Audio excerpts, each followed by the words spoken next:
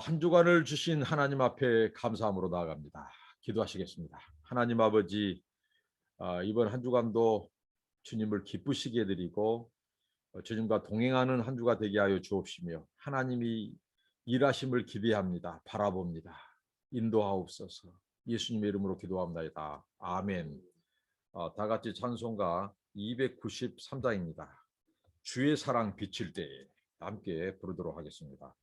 주의 사랑 비칠 때에 기쁨 오네, 근심 걱정 물러가고 기쁨 오네, 기도하게 하시며 희미한 거 물리쳐 주의 사랑 비칠 때 기쁨 오네. 그 큰 사랑 내 맘속에 명랑하게 비칠 때에 찬송하네. 그 큰 사랑 내 맘속에 화평함과 기쁨 주네. 그 큰 사랑, 주의 사랑 비칠 때에 이 세상은 아름답고 활기차게 다 변하네. 화평 중에 내 영혼 영광스런 새 생명 다시 찾게 되었네. 그 큰 사랑, 그 큰 사랑 내 맘속에 명랑하게 비칠 때에 찬송하네.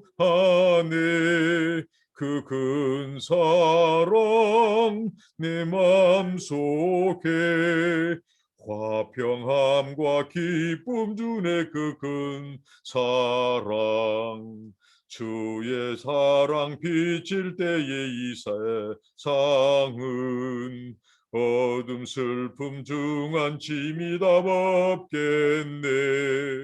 우리들의 가는 길 밝히 비춰주시며 복을 받게 하시네. 그 큰 사랑, 그 큰 사랑 내 맘속에 명랑하게 비칠 때에 찬송하네. 그 큰 사랑 내 맘속에 화평함과 기쁨 주네. 그 큰 사랑, 주의 사랑 비칠 때에 그 광채가 찬란하게 우리 둘러 비치겠네. 세상 모두 이기고 천국 생활할 때도 주의 사랑 비치네. 그 큰 사랑, 그 큰 사랑 내 맘속에 명랑하게 비칠 때에 찬송하네. 그 큰 사랑 내 맘속에 화평함과 기쁨 주네. 그 큰 사랑. 네, 아멘. 선풍기가 넘긴 찬송가입니다. 저는 주 없이 살 수 없네 그 찬송을 부르려고 기도하고 눈을 떴는데 선풍기가 넘겨서 오늘 주의 사랑 비칠 때 이 찬송을 불렀는데, 우리 하나님이 이 찬송을 받고 싶으셨을까요? 이 찬송도 은혜가 됩니다. 감사합니다. 잠언 23장입니다. 23장 15절부터 35절까지입니다. 한번 살펴보도록 하겠습니다. 15절입니다. 내 아들아, 만일 네 마음이 지혜로우면 나 곧 내 마음이 즐겁겠고, 만일 네 입술이 정직을 말하면 내 속이 유쾌하리라. 부모의 즐거움, 부모의 마음입니다. 행복한 가정입니다. 하나님께서 우리 가정을 주실 때 하나님은 우리가 행복해하는 것, 그 가정을 보고 싶으실 것입니다. 행복한 가정의 한 단면을 보여주는데 그것은 부모가 행복하고 부모가 즐거워하는 것입니다. 그런데 여기 말씀 속에는 부모만이 즐거워하고 행복해하는 것이 아니라 그 자녀들도 행복하는 모습이 보입니다. 무엇입니까? 앞서서 13절, 14절에 부모가 자식을 채찍을 말씀하고 있습니다. 훈계, 징계. 근데 그 자녀가 부모의 훈계와 징계와 채찍을 달게 들었어요. 그래서 오늘 15절, 16절은 바로 그것을 말해줍니다. 부모의 이 권면과 지혜, 그 훈계를 받은 그 회초리, 그 채찍을 달게 받은 그 자식이 어떻게 됐습니까? 오늘 부모가 기뻐하는데 네 마음이 지혜로우면 나 곧 내 마음이 즐겁겠고 네 입술이 정직을 말하면 내 속이 유쾌하리라. 그 부모의 권면과 지혜의 훈계를 받은 징계를 받은 그 자식이 정직하게 행한다는 겁니다. 성실히 행한다는 겁니다. 정말 이것을 본 부모의 마음 얼마나 즐겁겠습니까? 얼마나 그 만족이 있겠고 감사하겠습니까? 이게 진정한 행복이라는 것입니다. 우리 자녀들이 하나님의 말씀대로 잘하고 있는 것, 그들이 성실하고 정직하고 하나님의 말씀에 순종하면서 주 안에서 잘하고 있는 것, 이것을 본 부모의 마음, 세상과 바꿀 수 없는 마음입니다. 부모의 마음을 가진 사도 바울은 믿음으로 낳은 이 디모데, 그 디모데가 말씀으로 살아가는 것을 기뻐했습니다.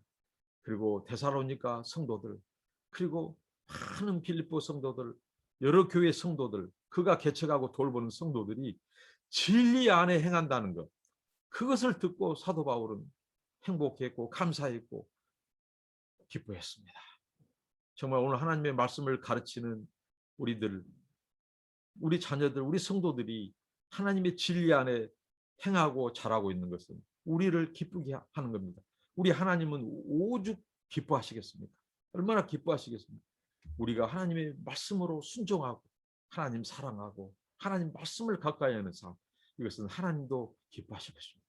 행복한 가정입니다. 그런데 말입니다. 그 다음 절입니다. 우리들의 가정의 행복, 우리 인생의 진정한 행복, 이것을 빼앗아가고 위협하는 것들이 있습니다. 17절입니다. 네 마음으로 죄인의 형통을 부러워하지 말고 항상 여호와를 경외하라. 정력이 네 장래가 있겠고 네 소망이 끊어지지 아니하리라고 말합니다. 우리 마음으로 죄인의 형통을 부러워하는 그것은 신자의 이 하나님의 말씀을 지키며 행하며 하나님을 바라보며 나아가는 하나님의 자녀들에게 치명적인 위협이 될 수 있는 것은 뭐냐면 죄인들의 형통함, 악인들의 형통함을 보고 우리의 마음이 흔들릴 때입니다. 이것은 우리의 삶을 위협합니다. 신앙생활을 위협합니다. 무엇입니까? 죄인들이 잘 나가는 것, 형통하는 것. 이것은 시편의 기자들의 고민이기도 했습니다.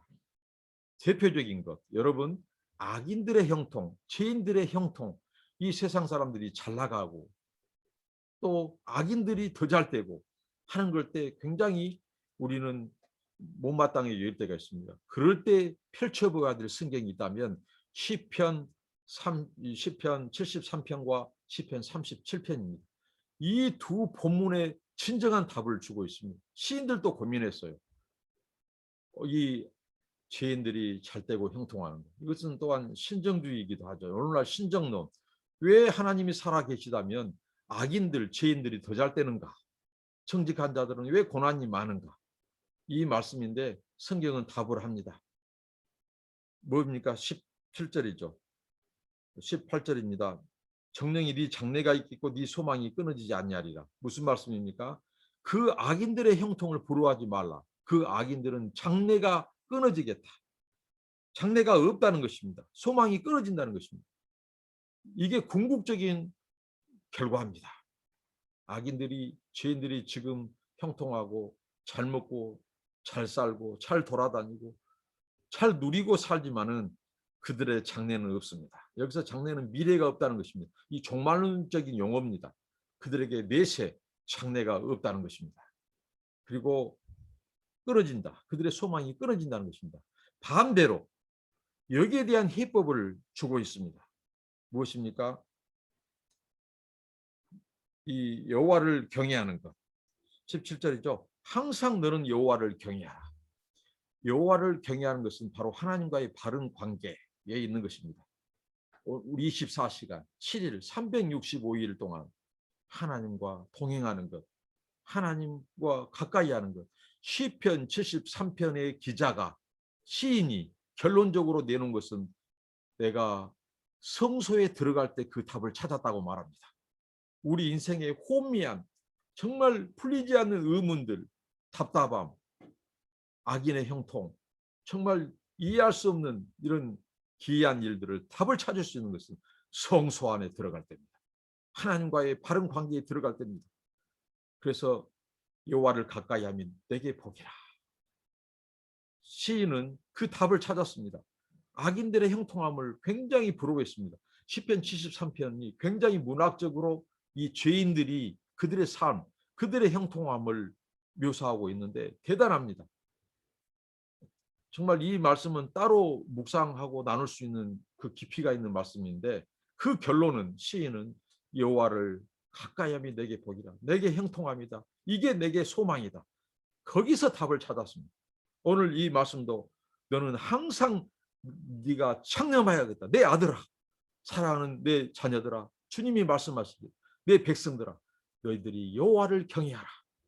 그러니까 악인들의 형통함을 부러워하는 것, 시기하는 것, 투기하는 것, 그것은 우리가 행악에 치우칠 뿐이라고 시편 37편의 시인은 말합니다. 행악에 치우칠 것이다. 그리고 너를 파멸에 이르게 할 것이다. 여러분, 우리가 부정적인 이 미러, 부정적인 거울 효과라고 하는 것이 심리학에서 있습니다. 무슨 말이냐면 우리가 싫어하는 것, 예를 들면 우리 아버지가 정말 술 주정꾼이에요. 애주가예요. 오늘 말씀에도 술 문제가 아주 크게 대두되고 있는데요. 그런데 그 아버지를 굉장히 싫어해요. 저도 싫어했습니다. 그래서 굉장히 증오하고 미워합니다. 그런데 그것을 계속해서 미워하고 부정적인 이미지, 굉장히, 근데 그것이 극복이 안 되면요, 그 아들도 애주가 술 주정꾼이 될 가능성이 매우 크다고 하는 것입니다. 그것이 극복되지 않으면. 그러니까 미워함으로, 싫어함으로 계속해서 거기에 집착하게 되면 자기도 모르게 빠져버린다는 겁니다. 그래서 술 주정꾼 애주가 아버지를 둔 이 딸들이 그런 남편을 만날 가능성이 크다는 거죠. 왜 그러냐면 이게 부정적인 거울 효과입니다. 계속해서 그 아버지의 술 취함을 정말 지긋지긋했어요. 싫어해요. 근데 미워하고 증오하고 오늘 성경의 말씀에 악인의 형통을 부러워해버려요. 나중에는 다 싫어하고 그들을 미워해. 근데 나중에 나도 모르게 그들이 인생이 즐겁게 보여요. 잘 먹고 잘 쓰고 아주 잘 떼고 좋은 차, 좋은 집, 좋은 차 굴리고 좋은 집에 살고 말이죠. 인생을 즐기고 멋지게 산 것처럼 보인다는 겁니다. 그러면서 자신도 모르게 따라가고 추구해요. 근데 성경은 말합니다. 그건 너를 파멸의 길로 인도하는 것이고 네 장래가 끊어진 것이다. 네 소망이 끊어진다. 미래가 없어진다. 이걸 경고하고 있어요. 그러면서 네가 그 길에서 벗어나는 길은 흔들리지 않는 것은 뭐냐? 여호와를 경외하는 것이라는 것입니다. 우리가 하나님의 말씀, 하나님의 거울, 하나님이 우리 인생의 중심에 서지 않으면 나도 모르게 악인들의 형통을 시기하고 질투하게 되면서 미워하게 되면서 나도 모르게 추구하게 된다는 것입니다. 그러니까 애주가 권약고 마냐고 아버지를 둔 딸들이 자신도 모르게 거기에 익숙하다 보니까 나중에는 그런 남편을 만나버린다는 것입니다. 예, 그것을 극복하는 것은요, 끊어버린 거예요. 집착하지 않는 것입니다. 그거 술 취하는 아버지 지긋지긋했다면 거기에 집착하지 않고 그 아버지 불쌍히 여기고 용서하고 이제 다른 것에 우리 마음의 중심에 술보다 더 강한 은혜, 그거 뭡니까? 하나님을 마음에 두는 것입니다. 하나님의 법도 하나님을 섬기는 겁니다. 신앙생활이 우리의 중심에 오지 않으면 이보다 더 매력이 있는 세상 술이 붙잡아주는 그런 자들을 악인을 형통을 부러워한다는 거죠. 자, 다음 이어집니다. 그래서 이것을 벗어나는 것은 19절부터 21절입니다. 내 아들아, 너는 지혜를 얻어 네 마음의 정로로 인도할지어다. 지혜를 얻는 것, 마음의 정로를 걷게 되는 것. 자, 오늘 제 뒤에 이게 우리 담양의 이 나무입니다. 갑자기 생각이 잘 안 나는데요. 메타스케와 이 도로인데요. 제가 사랑하고 좋아하는 존경하는 임낙관 TV 우리 임낙관 집사님 계신데 그분이 우리 모교회의 그 환란기 때 정말 많은 활약을 하셨는데 의를 위하여 그분이 그곳에 올린 사진을 제가 허락 없이 이렇게 좋아서 올렸는데 정말 여기 보십시오. 이 길이 얼마나 곱고 정로예요. 정로. 반듯하고 나무도 반듯하고 길도 반듯하고 이게 우리 신자의 정도라는 것입니다. 이 곱게 굽은 나무가 아니에요.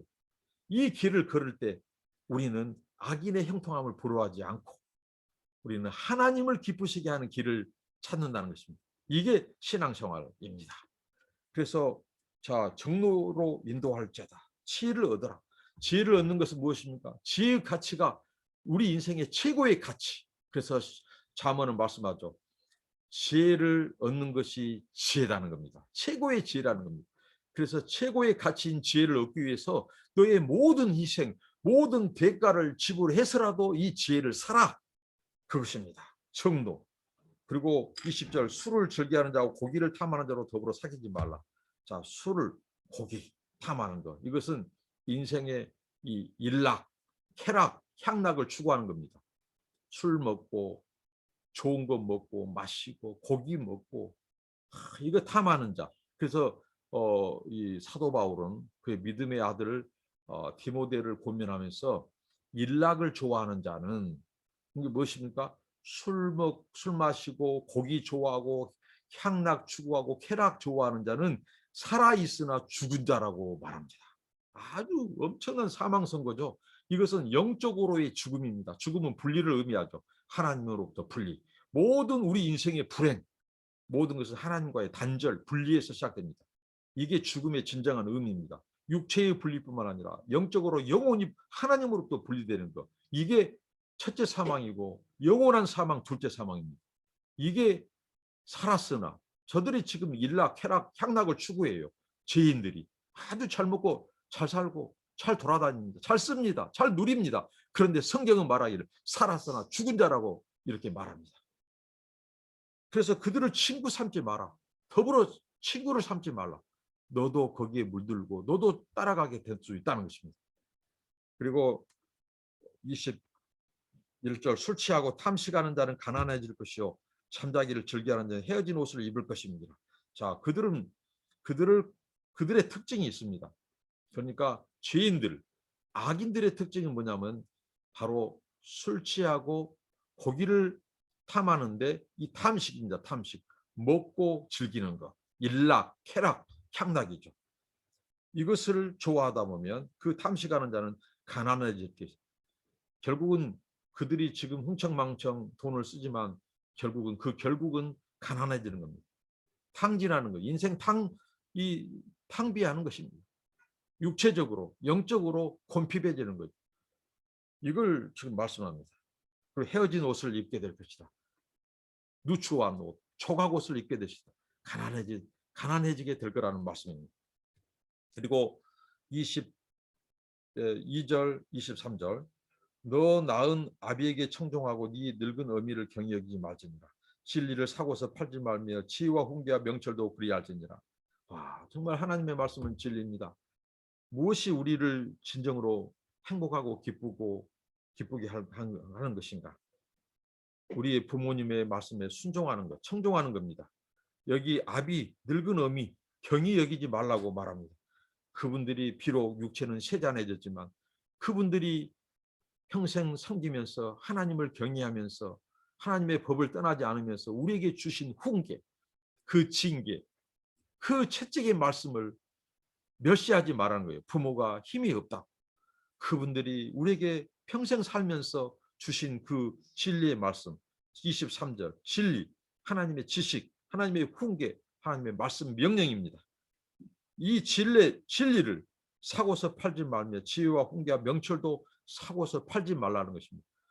너의 모든 것 희생해서라도 모든 최고의 것을 지불해서라도 그 지혜의 명철을 사라. 그 진리를 사라. 그리고 팔지 말라는 것입니다.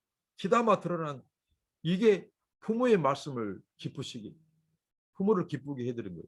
그분이 전해준 하나님의 말씀 그 지혜를 경히 여기지 마라. 여러분 진정한 자식은요 부모 이 진수성찬 차려드는 거 그게 부모가 기뻐한 거 아닙니다.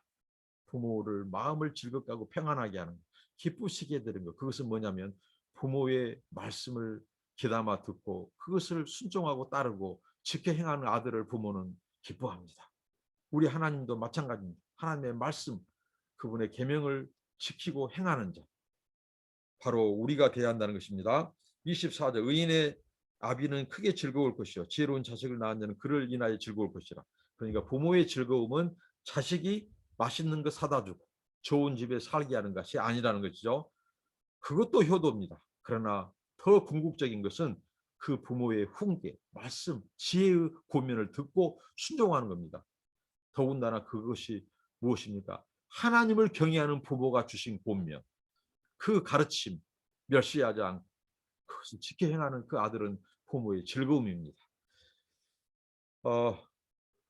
그래서 네 부모를 즐겁게 하며 너 낳은 어미를 기쁘게 하라고 말씀합니다. 그리고 26절 내 아들아 네 마음을 내게 주며 네 눈으로 내 길을 즐거워할지어다. 결국은 부모의 즐거움, 기쁨, 행복은 그 아들을 딸, 자녀들이 그 마음을 주는 거죠. 그 마음, 자식이 부모를 향한 마음, 우리가 하나님을 향한 마음, 하나님은 우리의 마음을 받으시기를 원하셔요. 마음, 형식적인 제사, 그거 아니라 우리의 마음, 하나님을 사랑하고 경외하는 마음, 24시간 7일 365일 신앙생활의 진정한 의미입니다. 항상 우리의 마음에 하나님을 두는 거예요. 우리 부모님을 마음을 두는 거예요. 부모님. 그것을 받고 싶어 하신다는 거예요. 그게 부모를 기쁘게 하고 행복해 하는 거예요. 우리 모두가 하나님과 우리 부모를 마음을 만족해 드리는 행복하게 드리는 즐겁게 드리는 우리 모두가 되길 바랍니다. 그러면서 자, 두 번째, 첫 번째는 바로 이 행악자들, 이 악인들을 죄인들이 추구하는 것은 탐식이라고 했죠. 먹고 향락, 고기를 탐하고 술 취하고. 자, 두 번째는 뭐냐면 정욕입니다. 음욕입니다. 그들의 육체적인 향락, 그것은 결국은 무엇으로 가냐면요. 음료를 좋아합니다. 음란한 여인. 그래서 대저 음료는 깊은 구렁이요 이방 여인은 좁은 함정이라. 자, 구렁텅이와 깊은 구렁텅이와 함정에 빠져버리면 나올 수 없습니다. 결국은 파멸에 이른다는 겁니다. 우리 인생의 파멸. 그것은 음료를 가까이 하는 것. 이것은 무엇입니까? 음란히 행하는 것. 창녀, 음녀, 또 다른 여인을 취하는 것. 성경이 내시고 하나님이 말씀하신 이 결혼이라고 하는 이 결혼 언약을 파기하고 바로 다른 여인을 취하는 이 불륜 이런 모든 것은 사탄의 음녀의 깊은 함정이고 멸망의 길입니다. 그것만 알면 됩니다. 이 27절입니다. 그리고 강도같이 매복하여 이 인간의 괴산자가 많아지게 한다는 겁니다. 괴사한 자. 이것은 하나님의 말씀에서 벗어나는 것. 이 우리 인생을 바로 파멸에 이르게 하는 이 거짓되고 가정된 이 음녀의 유혹은 매복하는 것처럼 길목을 지키고 유혹한다는 거죠. 그래서 내 아들아 음료를 조심해라. 이것을 또 다시 권면하고 있습니다. 이 음란한 것은 피해야 됩니다. 정욕, 이 음란은 피해야 돼요. 그리고 29절부터 35절까지 마지막까지는 이 바로 죄인들, 악인들의 이 삶에 추구한 그 궁극적인 특징 중에 하나는 바로 술 취함입니다.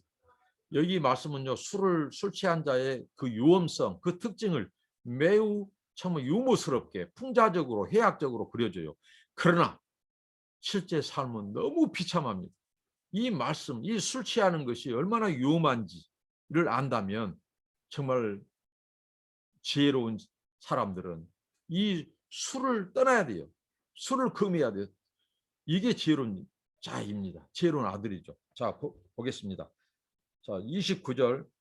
자, 이 29절은 마지막에 보겠습니다. 30절. 술에 잠긴 자에게 있고 혼합한 술을 구하는 자에게 있느니라. 29절의 말씀이 어떤 말씀이냐면요. 재앙, 근심, 분쟁, 원망, 까닭 없는 창상. 창상은 이 부상입니다. 중상을 말하죠. 그다음에 붉은 눈. 이것은 누추함. 이것을 말하는데요. 이런 것이 어떤 자에게 다 나타나냐면요. 술에 잠긴 자에게 있다는 겁니다. 술에 잠긴 자. 우리 옛말에 어느 술을 좋아하는 아들이 3일 동안 하도 술을 좋아해서 그 부모가 술독에 빠쳤다고 하죠. 근데 3일 후에 나와서 하는 말, 어머니 안주 좀 주소. 그런 우스꽝소리가 있는데 이 술에 잠긴 그 자들에게 이 6가지 재앙이 나타나는 6가지 특징이 나타나는 겁니다. 그리고 혼합한 술을 그들은 구하러 다닌 거예요. 고대 근동사회에서 술을 더 맛있게, 더 매혹하기 위해서 향료를 넣었다고 합니다. 그래서 그 향료가 담긴 그 술, 좋은 술을 쫓아다녀요. 찾아다니는 것입니다. 근데 이것을 지혜와 진리를 찾는데 쫓아다녀야 될 용어가 술을 찾는데 정말 이 애주가들이 좋은 술, 정말 맛있는 술을 찾아다니는 것을 묘사하고 있다는 겁니다. 이 혼합한 술을 구하러 다니는 자에게 있다는 것입니다. 포도주는 붓고 잔에서 번쩍이며 순하게 내려가니 또 그것을 보지도 말자다. 이 포도주는 우리를 유혹하는데요. 그 붉은 그 색깔 얼마나 매료적입니까? 그리고 그 술잔, 이 글라스에, 이 투명한 글라스에 그 붉은 포도주가 담겼을 때 그 영롱한 빛이 비칠 때 사람은 매료되는 거예요. 그것을 먹고 싶어하는, 마시고 싶어하는, 순하게 내려갑니다. 그 얼마나 근데 이것을 조심하라는 것입니다. 그것을 보지도 말자다. 보지도 말자다. 그리고 32절입니다. 마침내 뱀같이 물 것이요 독사같이 쏠 것이다. 뱀같이 물 것이라는 겁니다. 그 술, 포도주 좋아하고 그것을 따라가는 독사같이 너를 물어버릴 것이다. 그는 온몸에 독이 퍼집니다.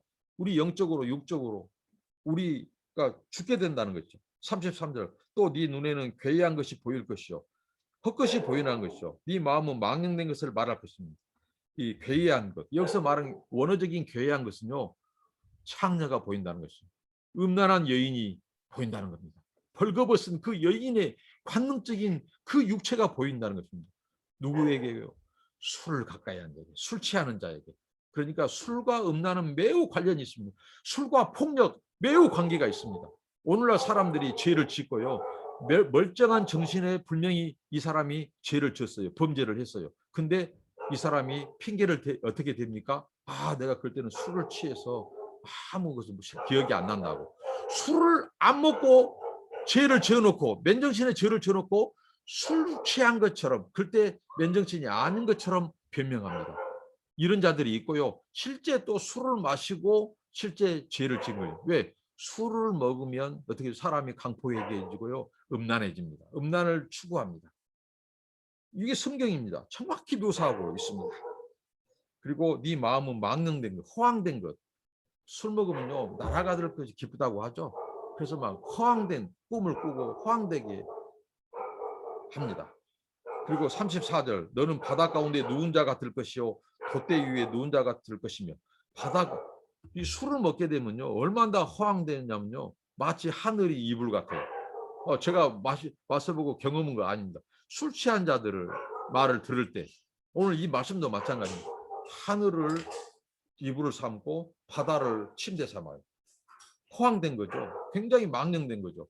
이것은 위험한 상황에 이르러도 감지하지 못한다는 겁니다. 이렇게 영적이고 육적이고 정신적으로 이 감각력, 분별력, 판단력을 마비시켜버린 것이 술이라는 것입니다. 그래서 자 바다 위에 얼마나 위험합니까? 그 깊은 바다. 큰 파도가 있고 이 상어 같은 위험한 것들이 득실거리는 건 바다입니다. 근데 그곳에 침대 삼아 누워요. 그리고 돛대 위에 날카로운 돛대 위에 올라갔어요. 근데 그 돛대 위에 얼마나 위험합니까? 갑판에 떨어지면 죽어요. 근데 위험한 상황도 감지하지 못할 만큼 마비된 그의 이성, 신앙적인 양심, 감각 분별력 없음. 이게 바로 술이라는 거예요. 술의 특징이라는 거예요. 이런 유험이 있는 술을 너 가까이 할래? 29절입니다. 재앙이 네게 있느뇨, 근심이 네게 있느뇨, 분쟁이 네게 있느뇨, 오망이 네게 있느뇨, 까닭 없는 창상, 이 부상이 네게 있느뇨, 붉은 눈, 누추함, 인생 네게 있느뇨. 바로 술을 가까이 하는 자, 술 취한 자, 고기를 탐하는 자의 인생의 말로가 이렇다는 것입니다. 그런데 이 술꾼들, 애주가들은 그들은 또 말을 합니다. 무엇입니까? 35절. 네가 스스로 말하기를 사람이 나를 때려도 나는 아프지 않냐고, 나를 상하게 하여도 내게 감각이 없도다. 내가 언제나 깰까 다시 술을 찾겠다 하리라. 그들이 찾은 해답은 결국은 술독입니다. 술입니다. 깨우고 나서 또 그들이 돌아가는 것은 바로 술입니다. 술. 이들은 바로 절대적인 하나님, 절대적인 진리를 만나지 못하기 때문입니다. 오직 그들은 술이 그 쾌락, 자기 인생들을 만족해 한다는 것입니다. 여러분, 이 세상 어느 것으로도 우리를 만족해 할 것은 아무것도 없습니다. 이게 바로 솔로몬의 잠언이고 솔로몬의 전도서입니다. 세상에 좋은 건 산의 진미를 다 먹고 취해봐도, 세상에 좋은 경치, 좋은 여행지 다 돌아다녀봐도, 세상의 권세를 누려보아도, 이 소위 말하는 이 1000명이 넘는 여인을 취해보아도 솔로몬은 헛되고 헛된 것뿐이라고 고백합니다.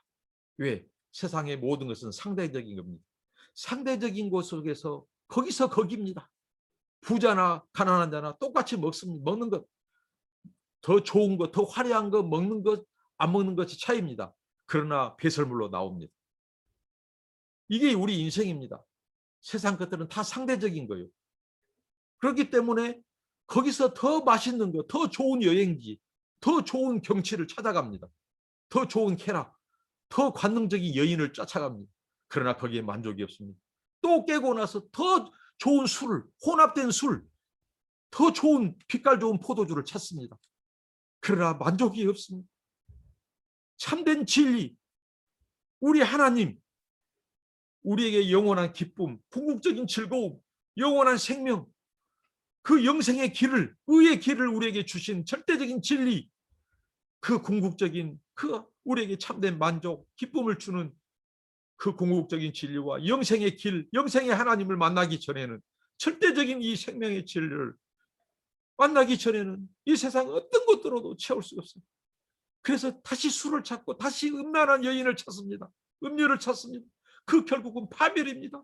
그래서 내 사랑하는 아들아, 의인, 이 죄인들의 형통, 악인들의 형통을 부러워하지 마라. 장래가 없다. 미래가 없다. 이 종말에 그들은 끊어진다. 버림받는다. 내 아들아, 너는 정로를 걸어라. 하나님을 찾아라. 정말 이게 아버지의 마음, 어미의 마음이 늙어서 죽어가면서 세잔한 그 부모님, 자녀들에게 이렇게 권면해주고 있습니다. 이게 잠언입니다. 사랑하는 형제 자매 여러분, 우리가 주님을 만났습니까? 우리는 세상 그 어떤 것으로도 찾을 수도 없고 누릴 수도 없고 살 수도 없는 생명, 절대 진리, 그 주님을 얻었습니다. 이 세상 다 얻은 것입니다. 그러나 주님을 잃어버리면 세상에 고급 술, 고급 자동차, 고급 집, 엄청난 그 저택, 태평양이 보이고 한강이 보이는 아름다운 아파트일지라도 우리 인생에 진정한 만족을 주지 못합니다. 예수님 없으면 이 세상 아무리 산의 진미를 먹고 좋은 차를 굴리고 다니고 좋은 집에 살아도 그것은 만족을 주지 못합니다. 그것은 우리에게 영생을 주지 못합니다. 우리 예수님 한 분만으로, 복음이면 족합니다. 예수님 한 분만으로, 하나님 한 분만으로, 이게 우리의 신앙입니다. 기도하겠습니다. 하나님 감사합니다. 우리의 만족이 되어주신 우리 하나님을 찬양합니다. 주여, 악인들, 죄인들의 형통을 부러워하지 않겠습니다.